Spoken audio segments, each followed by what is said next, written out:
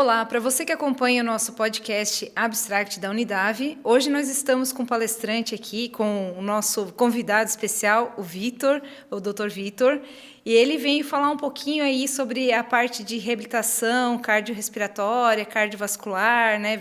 Ele vai participar da nossa semana da Físio, então eu gostaria que o doutor se apresentasse, falasse um pouquinho da formação. Vamos lá.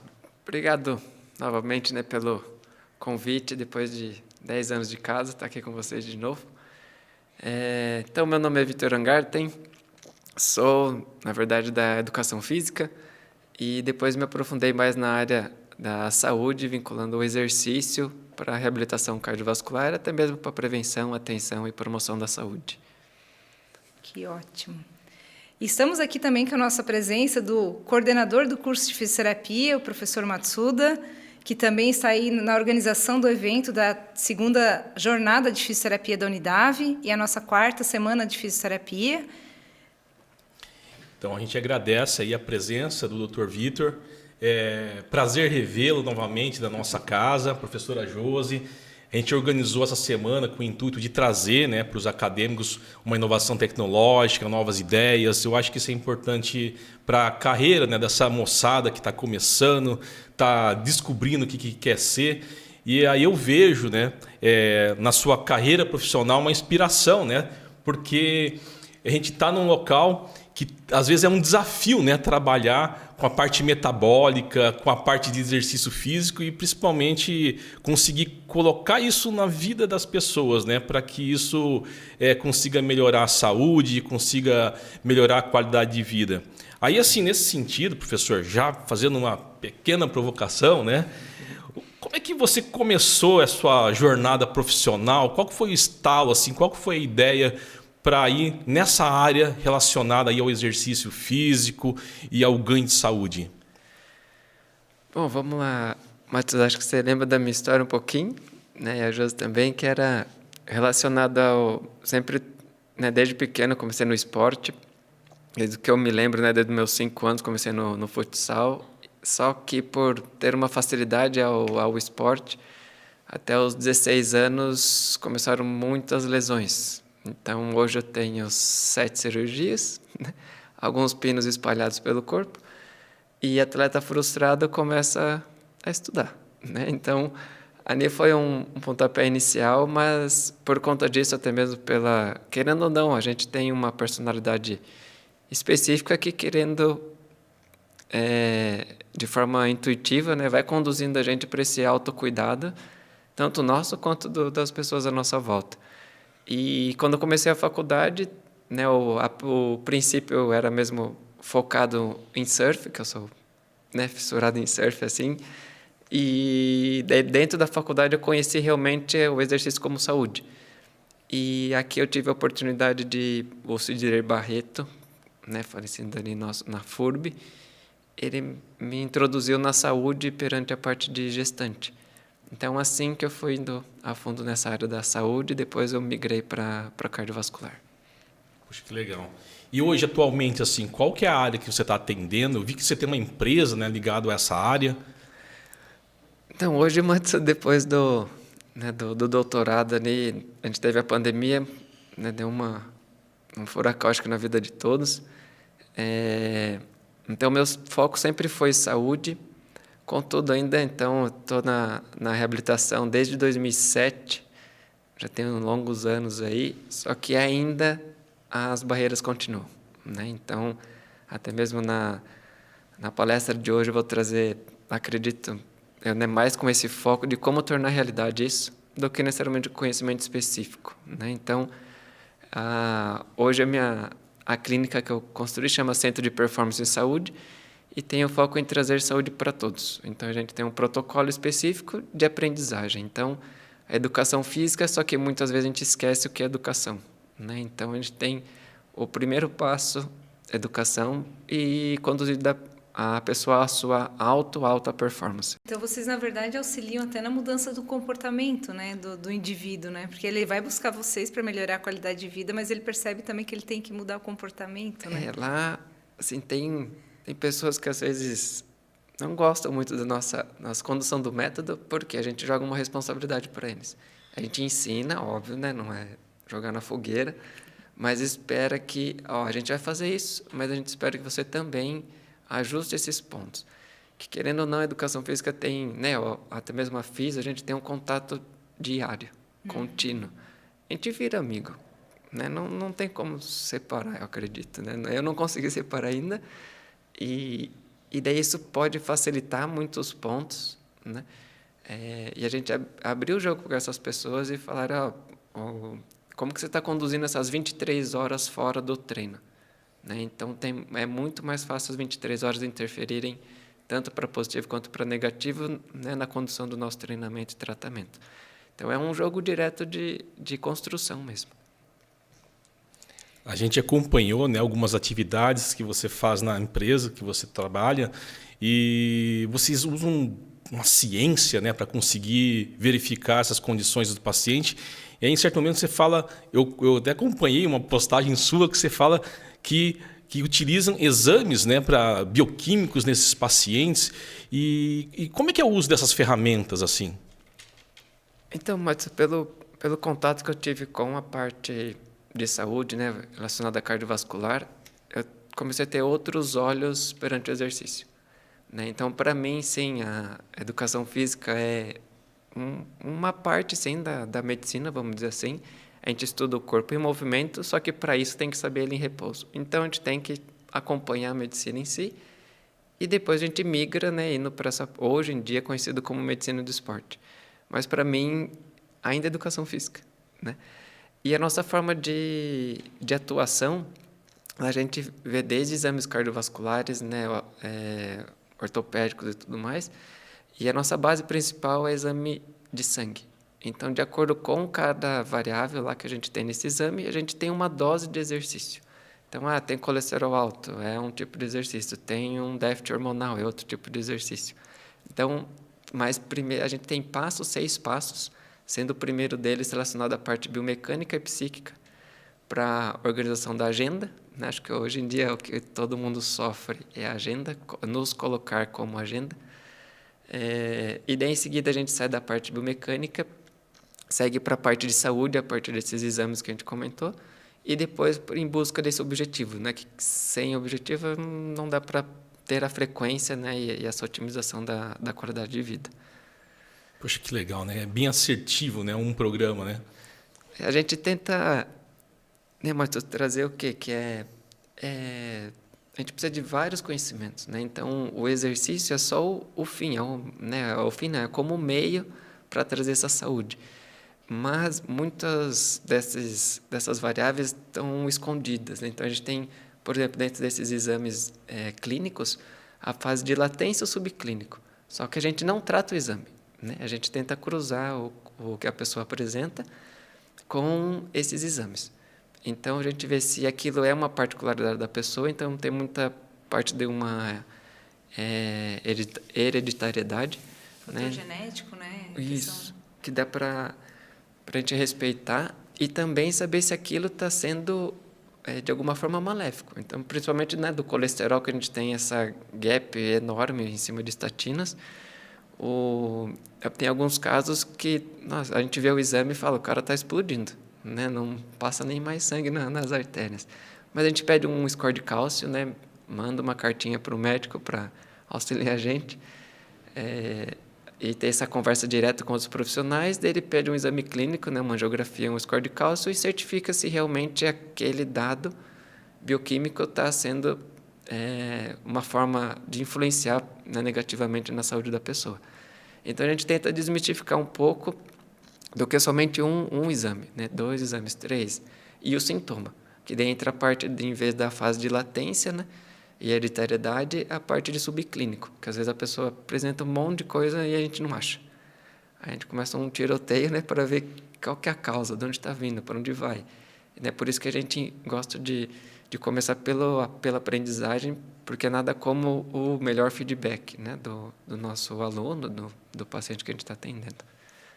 É uma visão holística, né, do indivíduo, né, pessoal, né? É quase que particular, né, tecnicamente, né, o método que vocês utilizam, né? A gente, né, tá trazendo até uma consulta, eu chamo hoje, né, de consulta em performance e saúde. Então, eu peço todos os exames, né, que eles tiveram acesso pelo médico, e a gente resume todos em um só. E muitas vezes a gente explica para ele que essa pessoa não sabe, às vezes que eu estou doente, mas tem doença do coração, tá? Mas e daí, né? O que é isso? Aí a gente tenta vasculhar buscando causas, né? E eu falo, tudo o nosso corpo é como se fosse um rio, né? Então, se a gente continuar em movimento e parar de atrapalhá-lo, ele vai se regenerar, né? Então a gente mostra para ele, né, na questão da responsabilidade, o que pode estar interferindo, quais são essas possíveis causas e o que também ele não estava fazendo para prevenir alguma coisa. E daí, nesse contexto, a gente consegue uma evolução muito rápida, porque daí é uma adesão e uma responsabilidade. Então, aquilo da frequência de treinamento, né, que a gente tem, então, até as faltas, esse controle de faltas é bem assertivo, porque também a gente libera para eles fazerem sozinhos. Mas nós, como clínicos, né, damos esse alvará, vamos dizer, o desmame deles, assim como o próprio paciente se sente confortável em falar, eu vou fazer uma caminhada uma intensidade pesada, severa, vou fazer um HIIT, eu não vou. Ele se sente capaz daquilo, né, sem medo, que também é uma limitação que a gente tem muito quando é acometido por por exemplo, um infarto durante algum esforço. Então, quebrar essa barreira é difícil. Mas é de uma forma descontraída e também de aprendizagem. Eles falam que durante as aulas eles têm uma aula de anatomia, que a gente fica falando com eles. Não é mais batata da perna, né? A gente fala gastrocnêmio, fala romboide, né? Mas onde é isso? Né? Mas eles falam, nossa, estou fazendo curso de anatomia. Tá, a gente aprendeu isso. Né? Então, a linguagem, sim, a gente adequa, mas a gente tem que valorizar a nossa construção também. É uma educação em saúde também, né? É total, assim, né? E são muitos parâmetros, né? Então, eu vejo o movimento como uma forma de interferir em todos os outros pontos, né? Então, né, muitas vezes a pessoa ainda está fumando, por exemplo, ou contínuo, né? Usa um pouco do álcool, ou né, come alguns alimentos ali indevidos, mais contínuos, né? Então, às vezes ele coloca um objetivo do esporte, né? E é o único fator de risco, até mesmo em artigos que traz que é o único fator de risco que alterado modifica os demais, né? Então, às vezes, eu vou parar de fumar, mas sozinho a gente sabe que não vai. Então, essa educação, né, em saúde, a gente traz muito isso do porquê, o como e o slogan até mesmo da clínica, Improved by Science, né? Então, ele é aprimorado pela ciência. Então, o que a gente tem né, nesse contexto a ciência é a nossa base e a pessoa é o nosso norte. Então, a gente sai de um pressuposto, querendo ou não, é erro e acerto, né? Então, a ciência tem essas gaps nossas, né, de colocar todo mundo num grupo, né? Mas não tem homogêneo, né? E a gente, depois de algum tempo, né, a gente acompanha aí os artigos, surgiu aqueles responders e non-responders, né? Então, aquela atuação nossa, como que deu? Então, pessoas que reagiram, outras não. Mas não é certo e errado. É achar outra forma para aquela pessoa. E a população brasileira, Vitor, como é que ela anda? Como é que está o estado de saúde pós-Covid? Né? O que isso vai virar? Né? Porque a gente vê talvez novas doenças aparecendo, né, de uma maneira diferente, né, principalmente. Até tem um comportamento ligado à parte motora. Parece que o pessoal está ficando só em apartamento, assistindo Netflix. É bem interessante você trazer isso, porque assim, eu não tenho experiência no desenvolvimento motor, né, de crianças e tudo mais, mas por cuidar de nós, né, da nossa faixa etária, o pessoal mais velho, às vezes eles falam, pode ver meu filho. Eu falo, daí a gente pode, né? Então, mas não tem algumas restrições que a gente não tenha o conhecimento. Mas o quê? Eu tive alguns casos de jovens, sabe, de 15 anos com dificuldade na marcha, de sentar, de agachar, mas não eram limitações neurais, alguma coisa assim, era falta de estímulo. Então, teve um caso que me marcou muito, esse jovem, né, de 15 anos, ele né, um dia ele conseguiu vir correndo da casa dele para cá, para a clínica. São, acho que, quase 2 quilômetros. E ele chegou mal feliz, assim, né? E eu pensei que era feliz por conta dos 2 carros. Não, ele conseguiu vir sozinho. Sabe, ele se superou em atravessar a rua, de vir, sabe, com 15 anos, né? Então, é uma grande conquista, né, para ele. A partir disso, né, que a gente conseguiu mostrar para ele que não tinha déficit. E na escola tinham falado que um professor de educação física tinha colocado para ele que tem gente que nasceu para estudar, outros para o esporte. Né? Então, mas lá com a gente hoje, né, ele, assim, comigo ele consegue dar sprint, né, junto, assim, na mesma velocidade, até me passa já, não sustenta, né, mas ele consegue correr e era estímulo, né? Então, onde que está esse estímulo no nosso dia a dia, né? Então, cada vez está assumindo mais e tem, né, aquela velha diferença entre atividade física e exercício físico, né? Então, né, eu amo bike, né? Vocês sabem, a gente não vê mais ninguém andando de bike. E para andar de bike tem que ter uma baita bike, né? Eu falei, não, pega aquela, sabe, de ferro mesmo, de 20 quilos, pesada. Barra forte. Vai, senta de lado, né? Vai, coloca 3, 4 na bicicleta.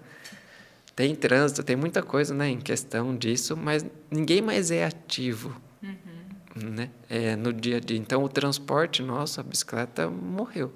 É mesmo lazer.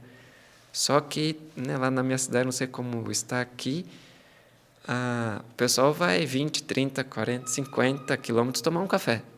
Né? Então, sai de um lugar, vai para outro, de bicicleta, só para ir tomar um café numa padaria e voltar. Então, até que ponto é esse lazer, né? 50 quilômetros, né, como um lazer? Então, às vezes, estão ultrapassando alguns limites por conta de motivação. Não, né? Adoro motivação, né? Serve para todo mundo, intrínseca e extrínseca. Só que muitas vezes a gente está querendo se colocar em condições... Prova, né? Mostrar muito para os outros. Né? Então, eu tive até há um mês atrás um cara sedentário, próximo dos 50 anos, um amigo emprestou a bike, que faz triatlon, uma outra bike que ele tinha. Ele chegou, eu me inscrevi em Santos, tipo, com 2 meses, para fazer tudo bem que é um sprint, um curto, mas ele nunca treinou. Né? Nunca não, né? Mas assim, uns 10 anos sedentário. Falei, sim, mas gente, não é tão simples assim, né? O exercício, ele tem, não é só fator fisiológico, né? Seguir lá, montar na bicicleta e a gente tem algumas adaptações que a gente sabe, né? Desde a neural, muscular, tendínea, ligamentar, a parte cardiovascular, pulmonar, dominar essas intensidades. O que é um moderado? Eu falei, sabe o que está aqui no papel? Que ele veio com um treino pronto, uma planilha. Eu falei, planilha não é treinamento. Né? Planilha é uma planilha. Só tem lá volume, intensidade e intervalo. Né? Mas como que a gente conduz isso? Né? Essa motivação do pessoal. Então, grande parte do pessoal que às vezes participa de grupos e marca um objetivo antes de um preparo, podem até concluir. Né? Mas eu estou tendo muito assim, relacionado a lesão osteoarticular, muita lesão, muita. Joelho, coluna e quadril, principalmente quadril, que eu não via tanto. O que eu mais tenho hoje é caso de quadril. Eu acho que talvez seja isso, né? Um aumento dessa incidência, né, de doença dos jogadores de final de semana, né? Dos atletas de final de semana, porque vou me inscrever numa prova, vou sair na TV, eu vou sair no Instagram. E aí o sujeito vai fazer uma prova de montanha, por exemplo, um trekking, e é porque a gente pega, né, na hora de fisioterapia. E ainda né? mais pega grupo, né? Que são diferentes as pessoas no grupo, né? E aí querem sair tudo junto, fazer a mesma coisa, né? Eu falo, o treinar ali envolve muita coisa. E a planilha, eu falo, a educação física, essa é até um desabafo, né? A gente não é um tiro no pé, é um tiro na cabeça, né? Essa parte online de vender planilha online. Então, não é só isso, né? Não, é um fator fisiológico. E a parte biomecânica, a parte de aprendizagem. Né? Então, Até mesmo, né, a gente tendo a CSM lá de 150 minutos de moderado a vigoroso. Mas o que é moderado? O que é vigoroso? Alguém ensinou a gente? Né? Então, esse intuito de colocar todo mundo para se mexer desvaloriza muito nossa profissão e também coloca muitas pessoas hoje que a gente só procura médico quando está ruim, né? Ninguém faz um check-up. E descobrindo, né, às vezes, alguma fase de latência que a gente falou, né? A pessoa está ruim e, de repente, pum. Então, eu tenho esse ano, em especial, né, eu tive pelo menos uns 12 casos de pessoas, vamos dizer, sem saber das patologias e infartaram. E alguns, né, partiram, infelizmente, e novos. Então, a diretriz, por exemplo, de cardiologia, né, para a gente colocar um ECG, são para pessoas de meia idade, até mesmo idoso. Mas não, eu peço lá na clínica, né, alguns têm condição, têm convênio e tudo mais, mas eu peso na clínica, um dos exames que a gente pede é um teste de esteira, com um eletrocardiograma, né, para a gente saber como que é esse comportamento, tanto durante quanto depois.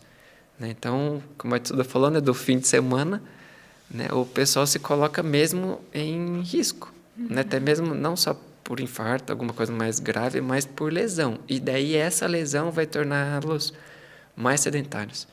E daí vai complicar essa parte psíquica que a gente falou, assumir um outro vício, né, por conta de uma lesão que falou, não, o esporte não é para mim.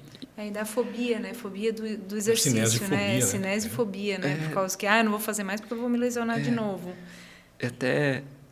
Eu conto minhas histórias, né? Que eu não... Já machuquei o corpo inteiro, então... o pessoal fala, mas como você faz tudo isso? Eu falei, sim, eu tenho meu fator que é meu autoconhecimento. Então, tem dia que eu corro 2 quilômetros, minha passada começa a mudar e eu paro e volto caminhando. Ou descanso e tento de novo. Quando não dá, acabou. Aquele dia foi aquilo, né? Respeitar o corpo, né? Isso. E nesse respeito, José, é o que eu falo para eles, a linha é bem tênue entre superação e sofrimento, né? Então, e respeitar isso. Que dia, hoje você está como?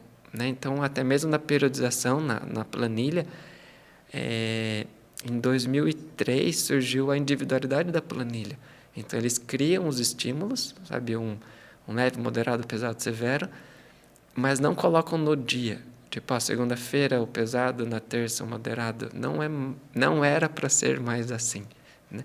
Eles usaram a variabilidade da frequência cardíaca para definir o estado da pessoa, né, dessa parte de recuperação, para escolher o estímulo, né?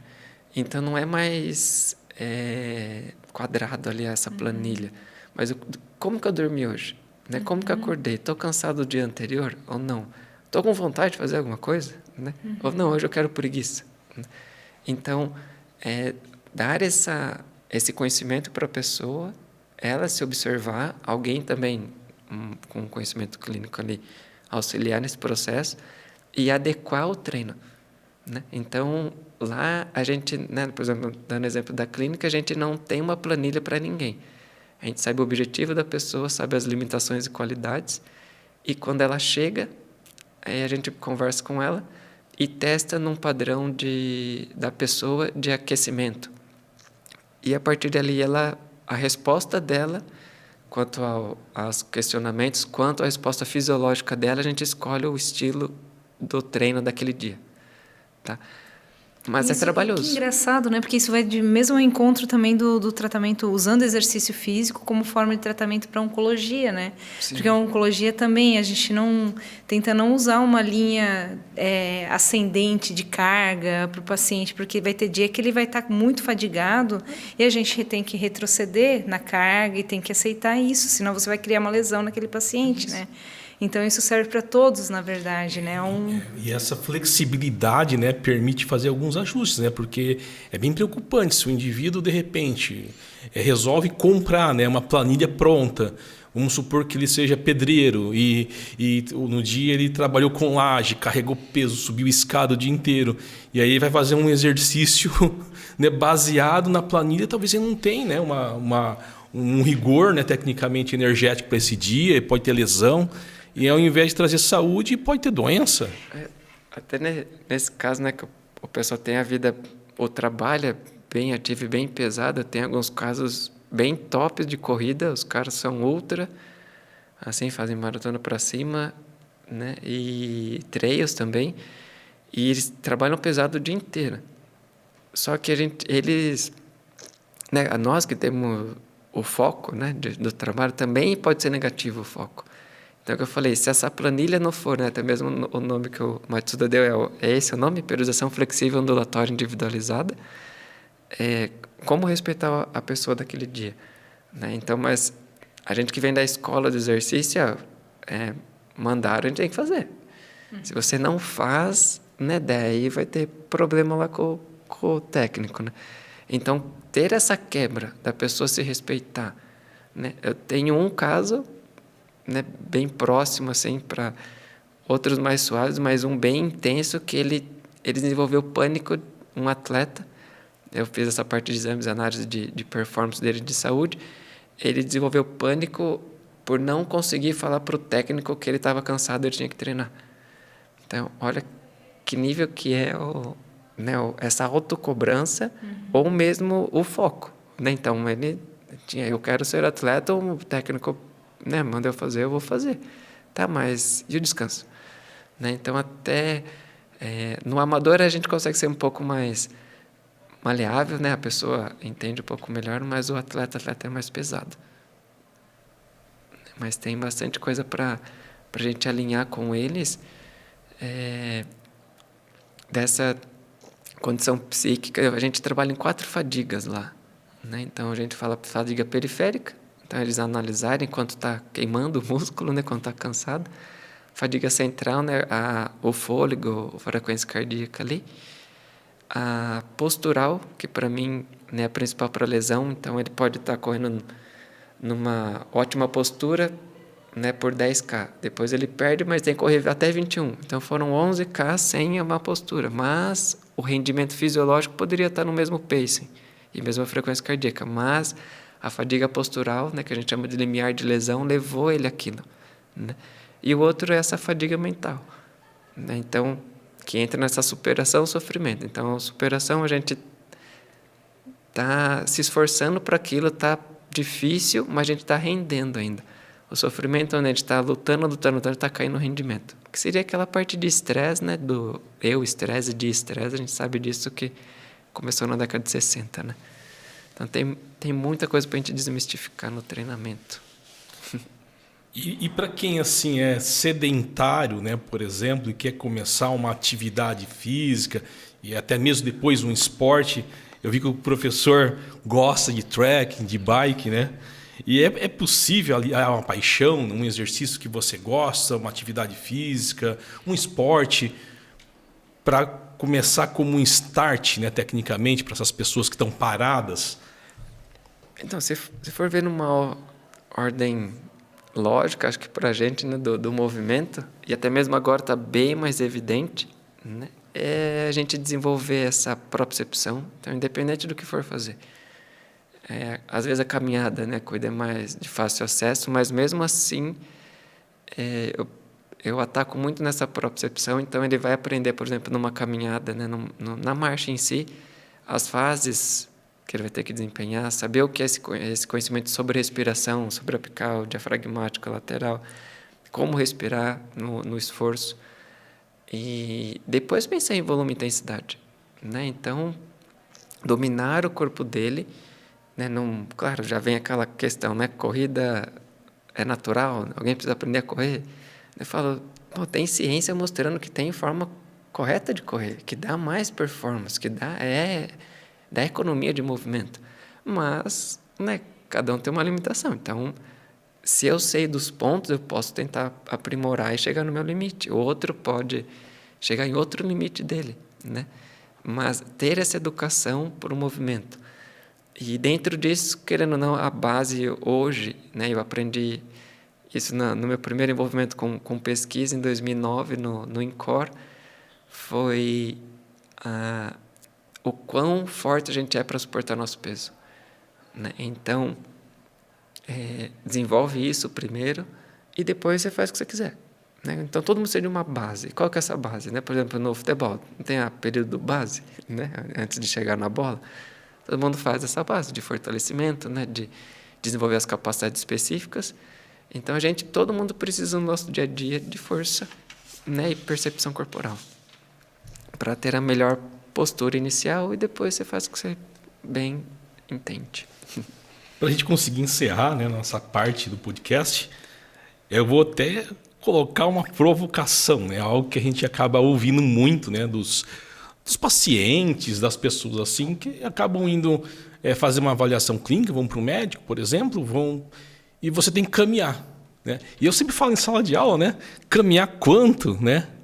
Para que serve caminhar, né? O que você quer, o que é o seu alvo e que dica você dá para esse povo que está querendo começar a fazer um exercício físico? O que é importante para eles? Então, Matsuda, a gente tem diversas barreiras, né, para a prática. Até mesmo que a gente se mexe a vida inteira e a gente acha que sabe. Por exemplo, andar de bicicleta, a gente ficou em pé, tirou as rodinhas, acha que sabe andar de bike. Saiu correndo atrás do busão lá, a gente acha que sabe correr, né? Mas tem todo esse conhecimento em volta disso, né? E para mim, assim, o que a gente deveria todo mundo sim se alertar e procurar um profissional de início, né? Então eu quero praticar e lembra, mesmo na clínica que faz um desmame, a gente não prende o paciente, claro, a gente não manda ninguém embora, né? Mas a gente fala, você aprendeu, então o intuito que você aprenda aqui com a gente e aplique lá fora, né? Então tenha isso, né? A diferença dessa atividade física, né? Você correr, estou estressado, vou correr, coloca o fone de ouvido e sai correr. Você só está medindo esse deslocamento só, né? Mas como está correndo, porque às vezes nesse teu lazer pode levar a alguma lesão, né? E perder o teu lazer. Então, buscar sim uma forma de aprender o que é, como o Matsuda falou, né? de intensidade. O que é um moderado? O que é um vigoroso?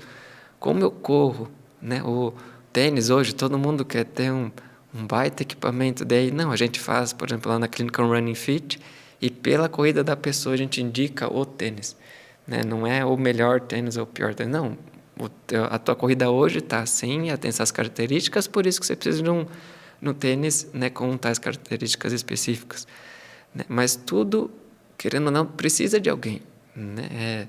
Alguém tem que ensinar a gente, tudo é um aprendizado, né? Então a dica seria, sim, valorize, né, um profissional que entenda de movimento e dê esse primeiro passo da aprendizagem e, querendo ou não, você vai evoluir, né, e com esse feedback você vai construir seu lastro motor, né, que a gente fala ali, ter o lazer de forma segura, que é o que a gente quer, porque perdeu esse lazer do esporte que dá autoconfiança na gente, uma autoestima, um alivio o estresse, perdeu isso, né, por besteira, né? Essa semana eu tive um que começou a correr em 6 meses e chegou a fazer 50K. E agora ele chegou com uma lesão de medula óssea, né, na tíbia, nas duas, né? Porque ele tinha facilidade, tinha o fisiológico lindo, né? Então aguentava, porque ele jogava futebol, evoluiu de acordo com os treinos dele, né, e as planilhas clássicas, né, online, conduziu ele aos 50. Perfeito, né? Mas foi deixado de lado. Então, planilha não é treinamento, né? Então, esqueceu de vários pontos. Agora já está 1 ano sem correr, em tratamento, e a gente começou essa semana a ensinar as fases da corrida, e ele já conseguiu fazer 2K, só de pensar na mecânica, né? Então, fez físio, fez tratamento com um médico, fez tudo. Então, melhorou, né? Evoluiu um pouco, só que ele voltou a correr, ele falou que em 500 metros estava doendo. Então eu falei, então pensa na corrida, busca a causa, né? Então é um processo, né? Não dá para a gente saltar, né, ir lá pelo fim, né? Por exemplo, pensar na planilha, sendo que o primeiro passo é a gente saber da parte biomecânica. Quão importante, né? Ensinamento para a qualidade de vida das pessoas, dos pacientes, né? Até porque a gente vê muita gente fazendo as coisas erradas, né? E ao invés de trazer um benefício, acaba tendo um prejuízo, né?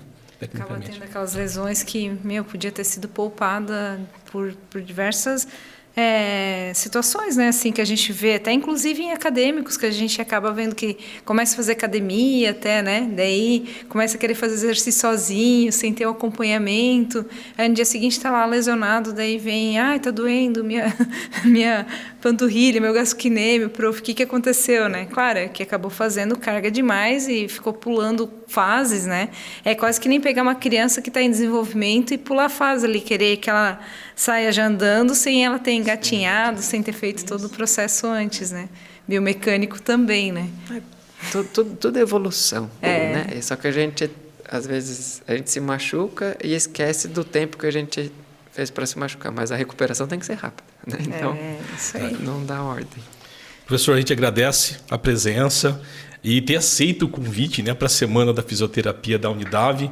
Dá para a gente ficar falando horas e horas, né, sobre um assunto tão importante hoje na vida das pessoas aí. E hoje à noite, né, nós teremos aí mais um pouco aí das nossas programações. Então, com isso, encerramos o podcast com o Dr. Vitor, falando sobre a questão metabólica e a questão do exercício físico, a importância do exercício físico. E nos acompanhem nos próximos podcasts.